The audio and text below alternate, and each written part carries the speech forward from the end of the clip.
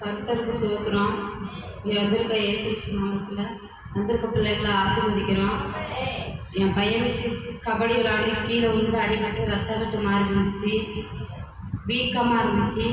திருவாரூர் அழைச்சிட்டு போய் காமிச்சேன்.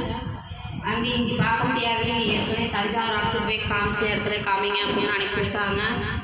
நானும் அங்கே அழைச்சிட்டு போய் ஒரு 8 நாள் வரை தங்கியிருந்து எல்லா டெஸ்ட்டும் எடுத்து பார்த்தோம். எதுலேயுமே எல்லாம் நார்மலாக இருக்குது, ஒன்றும் இல்லைன்னு அனுப்பிவிட்டாங்க. அப்போ தான் ஏசப்பாட்டை உப்பு கொடுத்து ஜெபம் பண்ணேன்.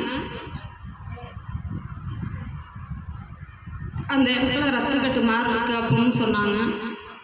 நீங்கள் மறுபடியும் சிடி ஸ்கேன் எடுத்ததில் தான் தெரிஞ்சது. நீங்கள் திருவாரூர் போயிட்டு எம்ஆர்ஐ ஸ்கேன் எடுத்துருவாங்க பணம் கட்டி அப்படின்னு வீட்டுக்கு அனுப்பி பண்ணிட்டாங்க.